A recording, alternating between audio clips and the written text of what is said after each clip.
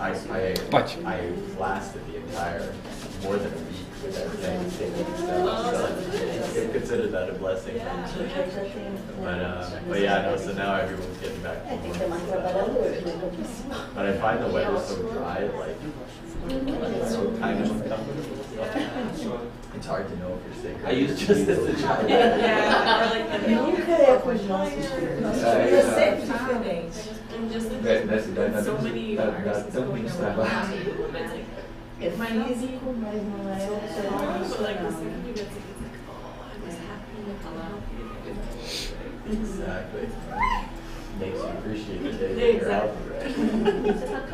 Exactly. Are you starting to make it plans?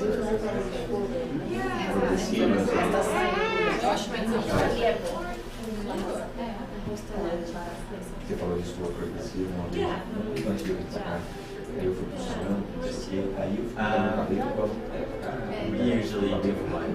So like, most of my families. So we usually do like family dinner with my parents. And then on the 24th, we'll just have like each other like we would have like dinner together, just like that. We were actually the outdoors.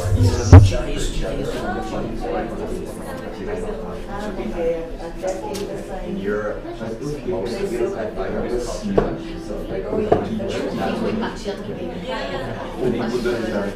Hey everyone. Hey. But yeah, so This is great to see you all here today and talking and getting together. This is what this is all about, and I guess there's more people coming too. So great to see you all here today. Just to remind us that FSS here, we do have something that we call the fraternal assistance, which is and sometimes we just need someone to talk to. It's all confidential, absolutely. So if you just need someone to talk to, you can reach out to us, and we'll have a little chat and see what how Spiritism can help us in these times. Hey, come in. And to start off today, we'll be reading a text from the book called Living Spring, or Fonte Viva in Portuguese. I'll be going English and Portuguese today. And so this is the book in Portuguese, the book in English. And it's text 105, and it's titled, "You Are the Light." And it's from a passage from Jesus in Matthew 14, which is very well known, when Jesus says, "You are the light of the world." And Emmanuel brings us an interpretation of this, saying that when Christ told his disciples that they were the light of the world, he conferred a tremendous responsibility on them. The mission of light is to illuminate roads, scatter darkness, and save lives, a mission that is invariably carried out at the cost of the fuel that feeds it. The candle flame burns the liquefied wax of the wick, the electric light consumes power from the substation, and the light, whether from the sun or from the candelabra, is always a message of security, discernment, comfort, and joy for those upon whom they shine. Therefore, if we are to grasp Christ's lesson and interested in following him, then we must be willing to donate our energies to the ongoing activity of the good, so that the good news may shine on the pathway of the redemption for all. Christians that do not have a spirit of selflessness are like dead torch in the sanctuary of the gospel. Let us seek the Lord, offering the best of ourselves to others. Let us follow him, helping others indiscriminately. Let us not get entangled in conflicts or pointless inquiries. You are the light of the world. Our Master has exhorted us, and the light does not argue but clarifies, aids, helps, and illuminates.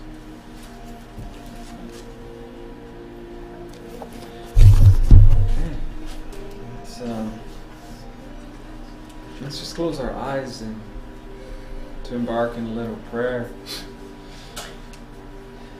to quiet our minds, and to get in communion with God.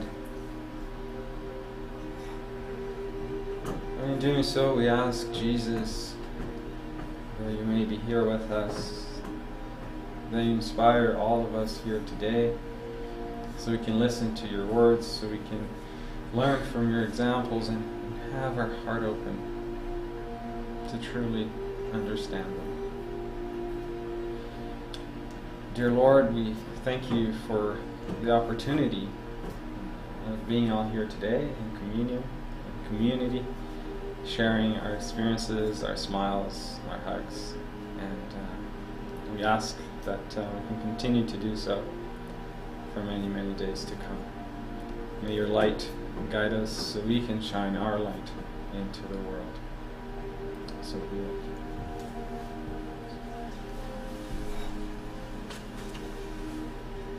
Okay. Well, thanks again and welcome. Nice to see you all here today. And our topic today is to talk about Jesus as we're approaching Christmas. That's the man of the hour, and we do like to bring some talks about him. And this one here specifically, I usually bring every Christmas. And so we'll be looking at a few passages from Jesus when he talks about love, and also how he has impacted the lives of many that we have come to know through some of the Spiritist books that we have. So, this is based on a few books. We have the Good News from Chico Xavier, so we'll be hearing a lot about this book. It's called Boa Nova in Portuguese. And the Spirit's book, we have some of the Gospel. And as far as some other different books, we have The Conscientious Being, or the O Ser Consciente, from Joana de Angelis, through the mediumship, what you call it, and also one that's called Mental Energy and Self-Healing by Lidis Serafini. So it's an amalgamation of a lot of books together. And when we ask ourselves, why Jesus? I guess there's many answers to this question. In the Spirit's book, question 625, Kardec asks, what's the model and guide for humanity? And the answer is Jesus. So there you have the Spirit telling us that this man who walked his steps on earth was not only teaching us how to love, but also showing us how to love through his examples.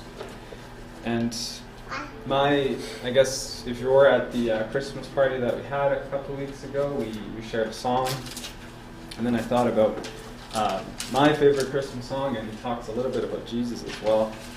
And it's very faint in the background, that song. I didn't want to play it too loud, but I like this song because of the lyrics. One of the things that it says is that it's talking about Jesus. And the lyric says, truly he taught us to love one another.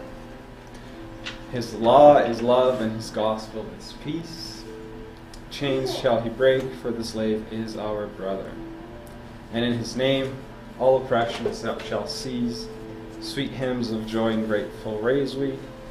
Let us all within us praise his holy name. And then they end with, hear his angel voices, O night divine, O night when Christ was born.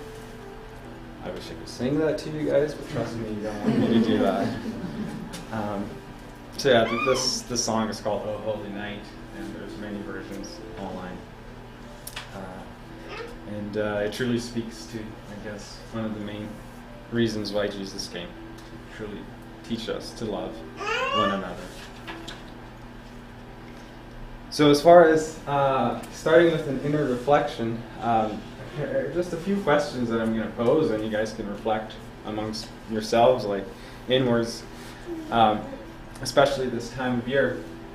I wanted to just take a little gauge of how is our self-love in this time of year. How much have we been accepting the things that we do, or how much have we looked back and condemned us for the things that perhaps we didn't do? So how's my self-love this time of year? And then, do I truly feel my need to evolve? And do I really see my potential to evolve? So those are two key things. One, do I recognize the things that I might be working on? And second is, do I feel capable and the potential to do so? And then the third one is, do I feel the love in Jesus' words? Can I remind myself any passages from Jesus that touch our hearts and teach us about love? And I'm really glad we have a baby here with us, because two of my first slides are babies. So yeah, it's going to work really well. And so I brought this picture here today because we're talking about self-love. That's the start of our talk today. And I thought about this because, especially during the end of the year and with the new year coming, sometimes we start to make, New Year's resolutions, and we start to reflect on the things that we did or didn't do throughout the year. And to a lot of us, we tend to go into the negative side and think about the things that we didn't do or that we didn't do right, or the things that we'd like to do next year, but in a sense that brings us like a lack of joy, if you will. Like you're always thinking, oh, I should be better, in a sense that I don't really like how I feel right now or the things that I did in the past. Really hurting that self-love that I was talking about. It's like we're imposing a few conditions to our ability to love ourselves.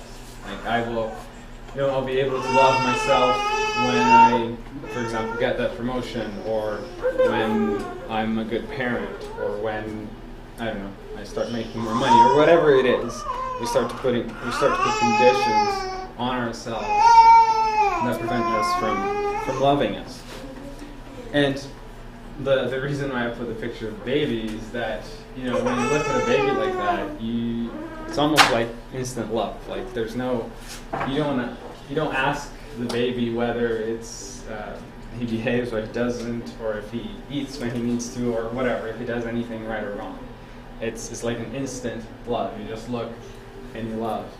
And that's how God sees us.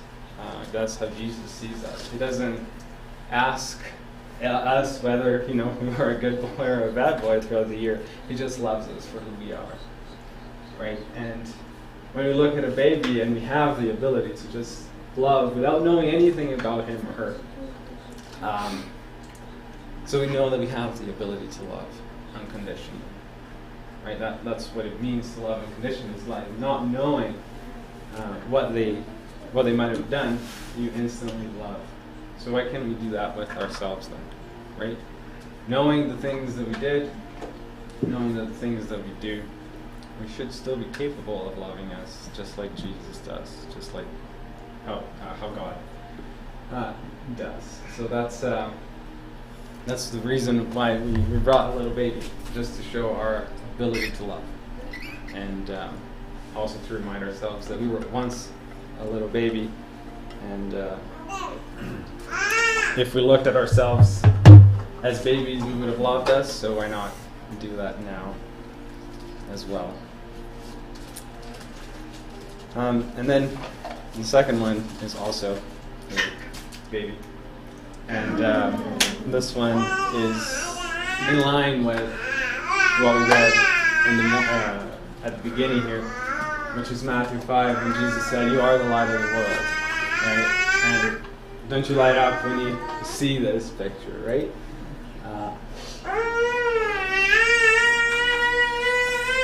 And that's just a reminder that we are the light of the world. Jesus told us so. Even though sometimes we might doubt it, sometimes we might think we did something wrong in the past and we maybe don't deserve to be loved or to be happy, well, Christ said so, and that we are the light of the world, regardless of what we did, right? We have that ability within us to repent, to accept, and to rejoice. And that's why we read the text at the beginning, talking about that we are all the light of the world. And please, if you have any comments or any questions, let's make this more of a conversation. I do enjoy when we're all talking. And so, when we're doubting the things, or when we're doubting the things that we did in the past, for example, or when we start to, doubt ourselves, doubt the things that we did, and perhaps starts to condemn us. Just reminding ourselves that Jesus told us that we are the light of the world. And if we were to compare who's right and who's wrong, I would say that Jesus is a lot more right than we are. So, and throughout today, we'll be talking about two virtues that help us with our self-love, and especially, again, like I said, this time of year. It can be a very joyful time of year. At the same time, can impose a lot of pressure on people with gatherings and starting to compare yourselves with people that you come to get together with. So it's always a good reminder to make sure that our self-love is being taken care of. And two virtues that help us a lot with developing our self-love, accepting us, our self-acceptance and self-awareness. These are two virtues, and we'll talk a little bit more about them today. But if anyone wants to say anything about these two virtues, they are something that it's not an endless journey, but it's a continuous journey on both of them, and they can both bring us a sense of contentment quite quickly once we start to develop them. And so the self-awareness one, it's fairly self-explanatory as far as self-awareness goes. It might sound very simple. Basically, it's trying to understand who we truly are, trying to be aware of the things that we do. As we know, we all have many blind spots. We don't sometimes realize the things that we do. So being self-aware is really important to understand where we are, how we are.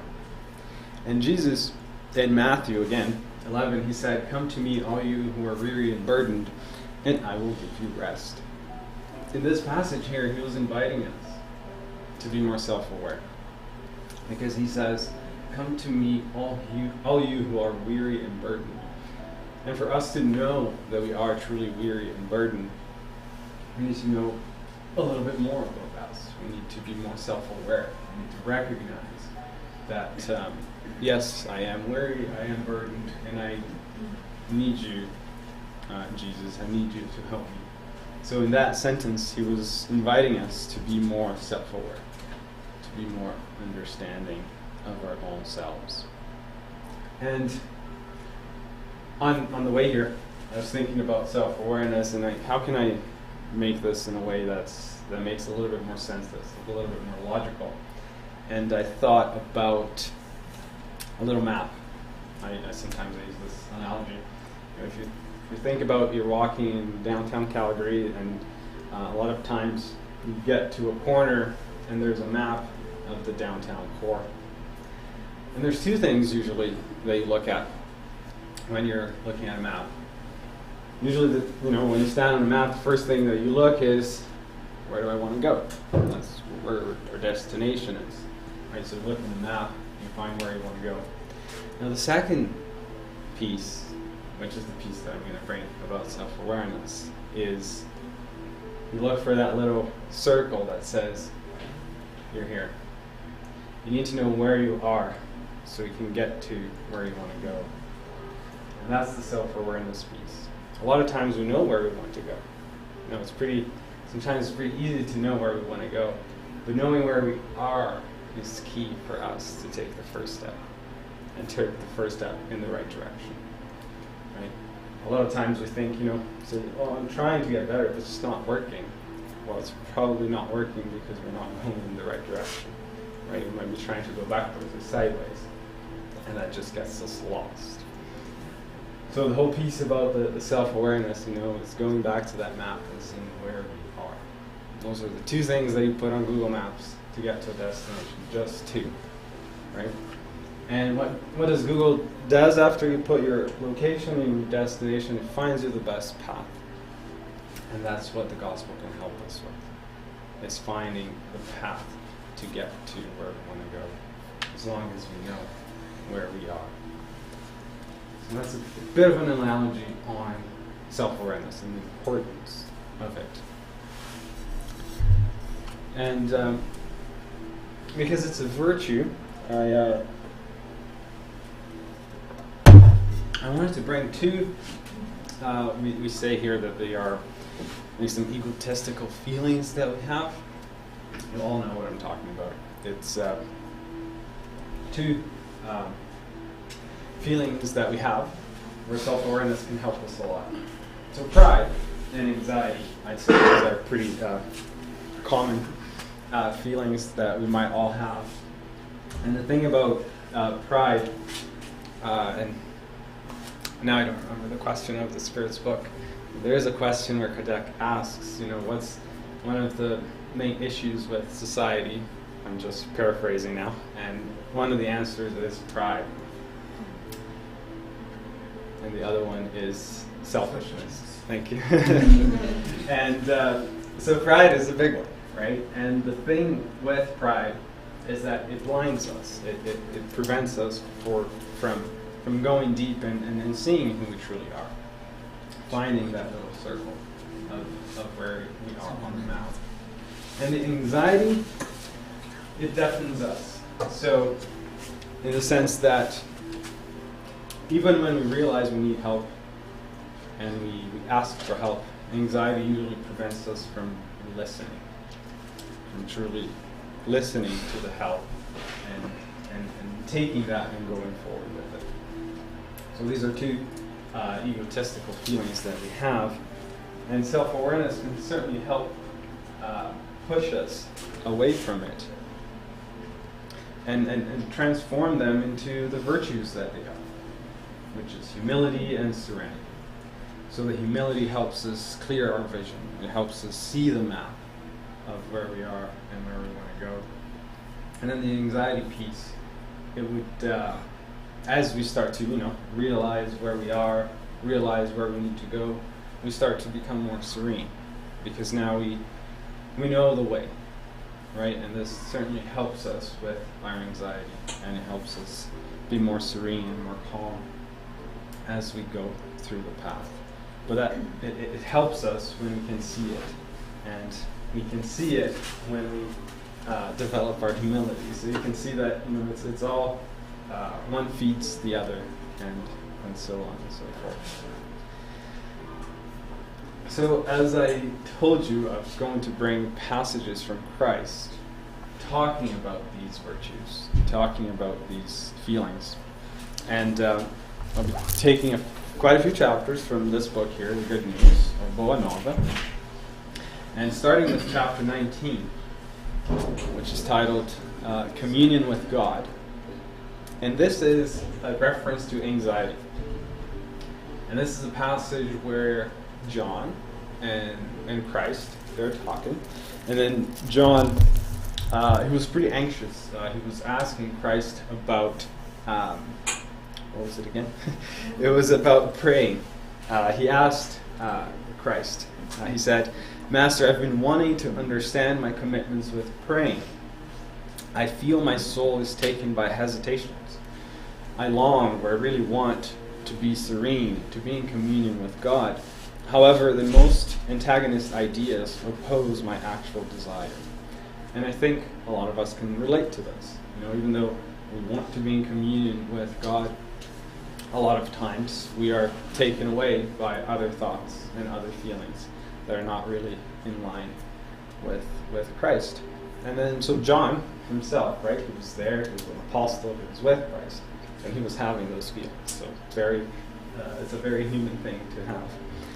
And then Christ answered. He said, "John, all your doubts come from the fact that you have not yet comprehended that each creature has a sanctuary within, within the Spirit, where the wisdom and the love of God manifest through the voices of your conscience. So this was the answer from Jesus to John when he was feeling anxious. Now, if we were to, try to understand how can this even help with being anxious? Well, when Christ says that we have a sanctuary within, that within us we have wisdom, we have the love of God, that brings us faith. That brings us hope. And it makes us realize that whatever happens around us, we will always have a sanctuary within. We will always have the love of God. So no matter what happens, this is innate to us. We are the light of the world. We have that light within us. Meaning wherever we are on that little map, it doesn't really matter where we are because we know that we have this within us. And when we know this, regardless of where we find that little circle dot, you are here, we know that with the sanctuary within, we can get to the next step. Why does this help us with anxiety? Because usually anxiety comes from the fact that we're afraid of what's going to happen, so we're trying to control everything around us, and that makes us anxious. Well, this kind of shows us that we don't need to have control over everything. Because the thing that we most need, the sanctuary within, the wisdom, the love of God, we already have within us. So it's a matter of just taking steps, one step at a time, and we can get to where we want. Yes, and I just was thinking, when we try to meditate, for instance, if we are in this state of anxiety, our mind doesn't stop. Our mind is always, or in the future, thinking what's going to happen, or in the past, thinking what I have done, what I have not done. So when I read this passage from Jesus, what brings to me is instead focus on my mind will not stop. I'm thinking about focus on my heart. Because with this feeling of our heart, we are in connection with God. And we only can be connected with God in the present time. Because God is always in the present time. It's not in the past, which has gone, we cannot change. It's not in the future, it did not happen yet. It's in the present. What I can do now, what is happening to me now, that I can do this stop. Like when we are crossing a train track, and we see stop, listen, look. Yeah. Stop. Stop. Exactly. Stop. Focus on your heart. Listen to your heart. Look what is going on with you. What is in the past you cannot change. What is in the future that you cannot change. What you can do now. Calm down in order to be in contact and connection with God, in order to get the inspiration that your guardian angel is there, is trying to bring some, and you are so in this anxiety state that you cannot listen. You cannot see. Yeah. So that's what I think. Thank you, Sonia. That's a great reminder.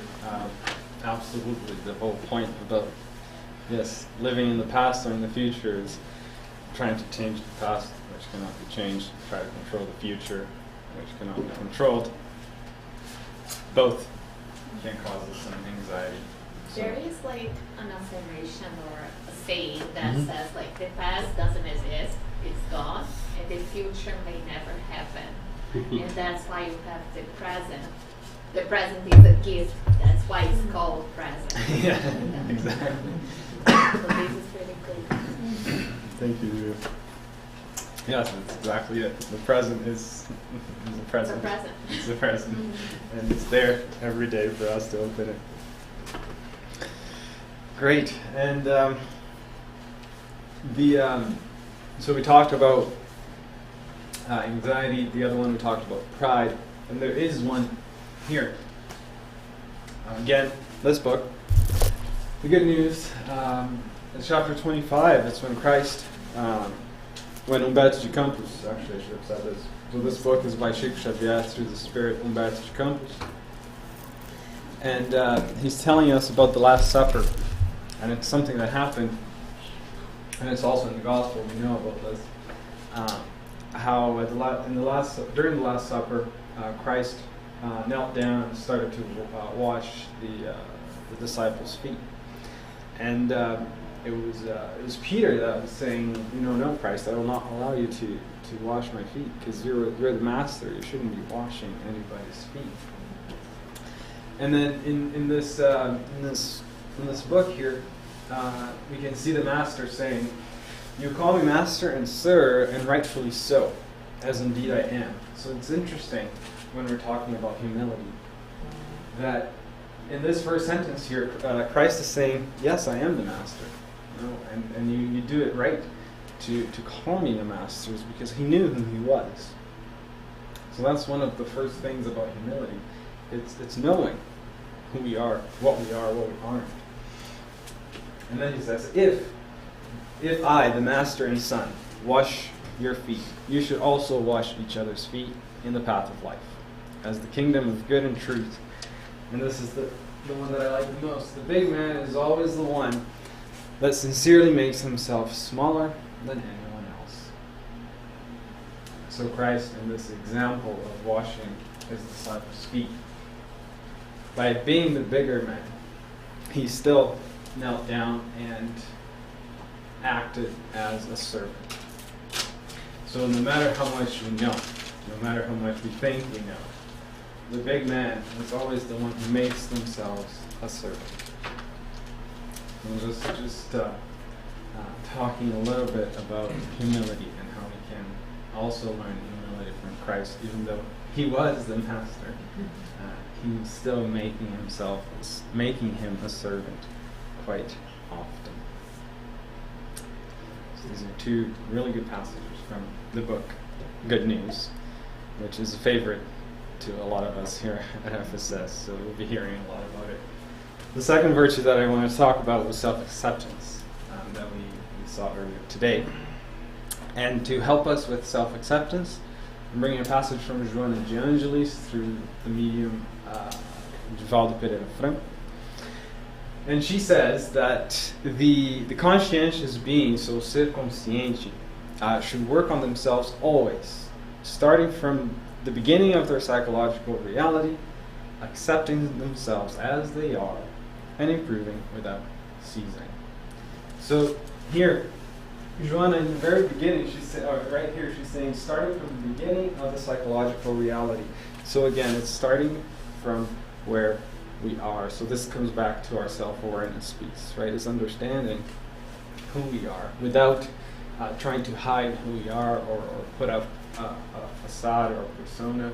Just really truly getting to who we are. And as we are discovering the things about us, a lot of times we try to hide because we're afraid of what we're going to find out. She's saying, once we find out a few things about ourselves, accept it. That's the second step. Don't try to change it. Don't try to judge it. Just accept it. That's part of who you are. So she says, accept, and spend some time accepting. And once you accept, then, only then, can you keep going to change it, to improve it, if you will. So that's a little passage by Joana de Angelis. She has a lot of books that talk about more in depth about psychology and understanding these more reflective virtues like self-acceptance, self-awareness, self-respect, and so on and so forth. She actually has a collection of 10 or 16 books about all of this. I don't know if we're going to talk about blame, guilty. It's next. Well, but please,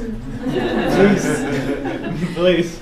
Yeah, it's a big thing because self-acceptance has everything to do with guilty. right? So it's important for us to not blame ourselves for things that we have done. As the little baby that you showed at the beginning, look ourselves as that baby, that we are learning. So we're going to commit mistakes. It doesn't mean that they are bad. We're just learning. So this is a big part of self-acceptance in this case. Thank you. Buddhists have a similar philosophy regarding the type of meditation, loving kindness meditation. The idea is simply, literally just loving, being kind to yourself without any other requirement in the entire meditation. And if all you get out of it is a good sentiment or a good thought or a good feeling towards yourself, that was already a resounding success, because it just allows you to be who you are and connecting with as much grace as you can to that, with as much love as you can, and seemingly, so there's a lot of faiths, philosophies that see a great value in that type of an approach, and building on what Sonia was saying about the value of meditation. Absolutely, yeah, thank you. And I get asked this question a few times when I talk about acceptance, because I get asked, well, if I'm accepting myself, then how am I going to ever improve? Right? But these are not exclusive. The thought that people usually have that they come to ask me is, well, if I'm not trying to always get better, if I try to accept myself and if I try to accept my mistakes, right, I'm just going to stay still. I'm not going to move. I'm not going to improve. That's a misconception. Because accepting ourselves is allowing us to see us for who we truly are and not put a condition to loving us. Because this is what God does to us. This is what Jesus does to us. They don't put a condition to loving ourselves. And when we can accept and love ourselves, when we love ourselves, we will want to improve. That's just the automatic result. If you love your kids, for example, don't you always want them to improve, yet you already love them the way they are? Right? Well, then why don't we do that to ourselves as well, right? So accepting ourselves in no way does that mean that we would stay still. On the contrary, it's just a step in moving forward. And as Sonia was talking about the fear and the guilt, right? These are two egotistical feelings, like we talked about pride and anxiety before. Now we're going to talk about feeling of fear and guilt and how self-acceptance can help us through that. And Mr. Paul, I don't have it here, Paul of Tarsus, Paulo de Tarso, in the Gospel, or in one of his letters, I think it was the letter to Timothy, it was the second letter to Timothy. In chapter 1, verse 7, he said, "For God has not given us the spirit of fear, but of power and of love and of a sound mind." So this is what God has given to us. He has given us the power, the love, and the sound mind. So there is no place for fear. Right? Fear and guilt, they can prevent us from moving forward. Acceptance cannot. Fear and guilt can. And to illustrate this, I'm going to bring a passage from Paul, and this is highlighted quite heavily on the book Paul and Stephen, for those of you who've read it. So I'm going to talk about the power of Jesus' love through the journey of Paul. And Paul, as some of you may know, he was a person driven by his ego quite a bit. He was trying to be very dominant. He was trying to impose his faith on everybody. And at one point, when Christians started to to do things that were diverging from the things that Saul of Tarsus at the time was preaching. He started to follow and to chase Christians, and started to actually murder Christians at that time. So it was a pretty tough time for Christians. And it got to an extreme where Paul, at one point, he started to go to other cities, other towns, to chase Christians more and more. And in this passage here, he is in the road to Damascus, which is a town close to Jerusalem. And in this road, there's that famous passage from Paul, where he saw Christ, he started crying, he knelt down, and Christ asked him, "Why are you chasing me?" And then in that moment, Paul, I wasn't there, so I don't know what he felt, but I'm pretty sure it must have been a very intense moment for him, where instead of, in that split second, instead of keep chasing Christ, he asked Christ, "What do you want me to do? I'm from now on, I am your servant, and I will no longer chase you." So, and from then on, he started to, instead of chase Christians, he became a Christian and started to broadcast Christianity quite a bit.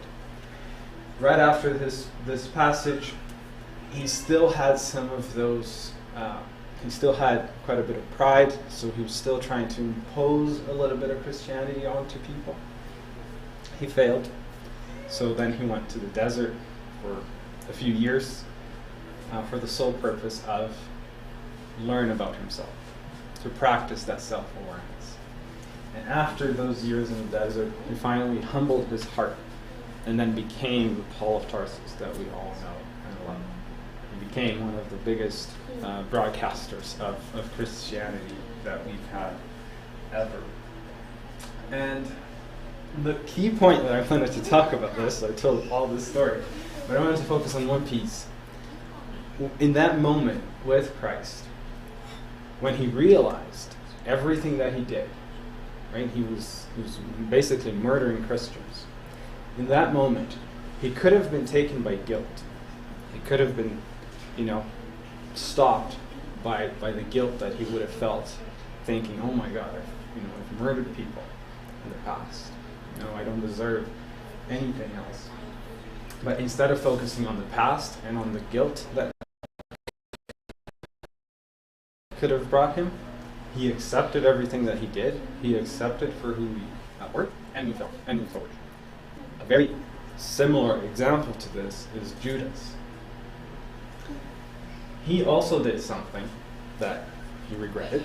He also did something that wasn't very nice, as we all know. And instead of accepting what he did and moving forward, unfortunately, at that time, he fell into the guilt.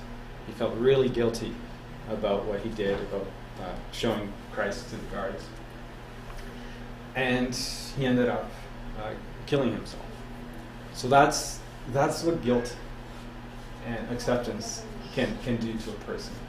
Paul accepted his past, even though he had done pretty bad things in the past. He accepted, and he moved on. Judas also had done bad things in the past, but he fell into guilt and didn't move forward. So it took him a lot more time to get to a point that he was able to preach Christianity later on in his other incarnations. So just to show how guilt can actually prevent us from moving forward. Okay, so to keep going on this, this book again, if you haven't seen it yet, so chapter 4, we have a passage here in the family of Zebedee, or in Portuguese, Zebedeu. So this is a passage where Christ goes into the home of Zebedee, or Zebedeu. Zebedee was the father of James and John, thank you. James and John, Tiago, João. And So yeah, they invited Christ to his house, and then Christ was talking to his father, to their father, and he was not a Christian, so he was very ingrained in the beliefs at the time. And after talking to Christ, I'll just put what Christ said. After talking to Christ, he held Zebedee close to his heart, and he said, "Cry, Zebedee," because Zebedee was crying after everything that he had heard from Christ. And he said, "Because your tears today are beautiful and blessed.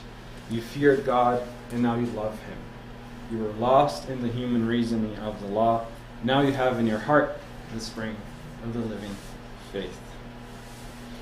So Christ here was showing him that God is not a God of fear, but it's a God of love. A God of fear is what causes us to be in the guilt state. A God of love helps us accept who we are and move forward. So Christ again was showing this in one of the many encounters that he had. How we have a Father that loves us. All right. And so why do we are putting conditions to our own love? And I'm going to keep showing examples. The next example is this one here. And it is the Sonia. I would ask you to help me. This is that passage where the lady, what was her name? What do you call her? Her name doesn't show. Yeah. But we instead we are invited to re-signify her name, like how she's known by. She's known by the adulterous woman, but we are invited to call her like she is in need, affection need. So she was looking for love outside of her, in others, and then Jesus taught her to look for the love that she's looking in others inside herself. Thank you very much. It's not Mary the Magdalene. No. I've made that mistake before. It's not Mary Magdalene. This is, like mostly she's known for the adulterous woman, but changing that perception that basically was the woman who was in need of love. And so this is the famous passage where Jesus, where this lady is at the square, and you have a lot of doctors of the law that come in and are about to stone her, and then they ask Christ, so Christ, what does your law say about an adulterous woman? And then, instead of answering that question, Christ asks another question and says, well, cast the first stone, those who's never sinned before, right? So it is inviting us all to reflect of our own past before we start to judge others. And then, in the very last passage, in the very last passage, all the Pharisees that were there, that were about to stone her, they start to reflect upon themselves and realize that they also sinned in the past. So instead of stoning her, they move away. And then Christ gets close to her and says to her, right? She was really afraid, and she was fearing for her life. And then at one point he says to her, look around. Did anybody condemn you? And then she looks around and there's nobody else there anymore. So actually nobody condemned her for what she had done. And then he says as well, that I don't find you guilty either. Go now, leave your life, and leave your life of sin, or sin no more. So, again, she had done something in the past that wasn't too good. Instead of condemning her, instead of trying to make her feel guilty, Christ said, I don't condemn you. I don't find you guilty. Go now and sin no more. So again, accept what you've done, accept who you are, and from here on, go forward and try to sin no more, but never looking back into the past. Artur Valadares, who's a Spiritist in Brazil, and he gives a lot of talks, he says that the past is never a place for residence, but a place for reference. So we can use the past as a reference. We should never live in the past. Yeah, redemption comes up a lot, I feel. Yes. It's a faith of redemption that I think Spiritism just furthers in terms of the elaboration it provides as to how it plays out in terms of reincarnation and these types of things. Absolutely. It's and to your point, which is a very good one about what guilt and fear, which can then devolve into shame, can play out, is you get to a point where you feel you stop deserving redemption and you stop deserving the ability to make amends. And when that happens, that's when despair comes in, and you could end up, to your point, wallowing in that hole forever, or for many lifetimes until you accept that you deserve. Because God is always ready to show you mercy and to allow you to redeem and make the God, as you said, God knows your essence of goodness. It's a matter of it all becomes possible the moment you accept that. And all of these exceptional stories, I feel, have an undertone of that. Every one of these cases, there's an ability to be redeemed. And to your point about Paul and Judas, it's the difference there. Two individuals who had both committed, atrocities. It's one got to a point where they felt they could be redeemed, and then the natural urge to make amends. Exactly. The other stayed in despair, and then played out what happens when you just live in that, feeling like, well, what's the point? Anyways. Exactly. No, thank you so much. He didn't accept, right? He didn't. He didn't accept. Yes, of course. He rebelled against what he had done. So, and that's the point. Look what we have done and learn from it. Sin no more. Sin no more, yeah. Right? And Jesus, I think it's beautiful, that passage when Jesus is incarcerated and he sees Peter outside. When Peter denied him for 3 times. So in that moment, Peter passed by where Jesus was, and their eyes meet, and then Jesus talked to Peter in his mind. He says, now I need your help. when he says, people are more ignorant than that. Is that right? So, also in this book, I think it's chapter 6 or 16. It's this book is so full Yes. of reflections. Exactly. He tells Peter, people are way more ignorant than evil. People are not evil, they're ignorant. They're just doing it because they don't know better. But they will learn, as we all will. So the last thing I wanted to end with is asking the question, when was Jesus born? You can start thinking, it was on December 25th.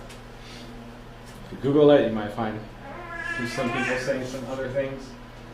But regardless of the date, I want to reflect upon, when was Jesus born for each one of us? If we were to ask Paul, when was Jesus born to you, Paul? You might say, it was maybe on the road to Damascus, but could have also been when, in the letter to the Galatians, at one point he was able to say that it is no longer I who live, but Christ who lives in me. So maybe that was the time where Christ was truly born for Paul. Thomas, or Thomas, again, same book. That's chapter 16. This was the one that didn't believe, that needed to see things and touch things to believe. And in this passage, when Christ resurrected, Christ said, touched by the humbleness of Christ in tears, Thomas rejoices. His soul had overcome a great battle, The heart had triumphed over the brain, the feeling had sharpened his faith. So even though he spent a lot of time with Christ, perhaps Christ was only born to him right here, when he truly felt the heart triumphing over his brain, and his feeling had sharpened his faith. If you ask Francis of Assisi, there is a passage that teaches us about Francis, that he was, I think it was about between 1,000 and 1200s, I can't remember now, when he was in a church, and he was looking at the cross, and he heard someone telling him, Francis, Francis, go and repair my house, as you can see is falling into ruins. So maybe for Francis, that's when Christ was born to him. And to one that a lot of us know, Chico Xavier, if we were to ask him, when was Christ born to you? It might have been when his spirit guide, when he asked his spirit guide, what can I do to actually fulfill with my mission? And his spirit guide said, you got to do 3 things, or have 3 things, develop 3 things: discipline, discipline, and discipline. So maybe this was the time when Chico felt that Christ was born to him. And then it leaves with the question, so when was Jesus born to you? I don't need an answer. I'm not asking for an answer. I mean, if you want to share, please go ahead. But basically, to reflect, when was Jesus born to you? When did he touch your life the most? And maybe it hasn't come yet. Maybe still in the future. But just knowing that he's always there. He's always there. It's us that we need to open the little door so he can be born within us. So that is all I had. Yes. So thank you guys. I don't know if you have any questions or comments or things. I think he's got something to say. There's some comments here from Juliana. It says, learning to love with Jesus, loving ourselves same as our neighbors, is like having a water jar and adding dark food coloring, similar to our troubles, suffering, despair. Then letting a clean spring water into the jar slowly, it will outweigh the dark, transforming into crystal clear water. Letting Jesus into our lives deeply will bring clarity in our peace. That is never easier said than done, but never giving up on his promises. I can do all this through him who gives me strength. Thank you, Joe. Thanks so much, Joe. This is fantastic. Thanks a lot. Yeah, that's a great way to end. It's a great example, right? Because sometimes we feel like this dark water, and just letting Jesus come to our hearts is kind of clearing all these feelings, negative feelings, anxieties, and emotions that we start calm down. So, we're going to end in a little prayer then, and then we'll go to our passage on the side here.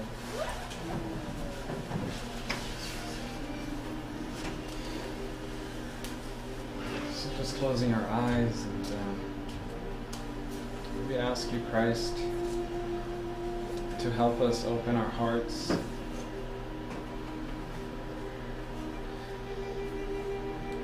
so we can drink from your spring of love, your spring of acceptance, of awareness, of peace, of joy. We thank you, Christ, for the opportunity to bring us all here today. And we ask you that you remind us, like you did before, that we can do it all through you. So may your blessings, may your light, may your love be this shining star in our lives that guides us day in and day out. And with a lot of love in our hearts, we praise to you. That you can help us, and that you can shine your love in our friends and family throughout the end of the year. Thank you, great Christ, for your examples of love, of joy, and of peace. So be it.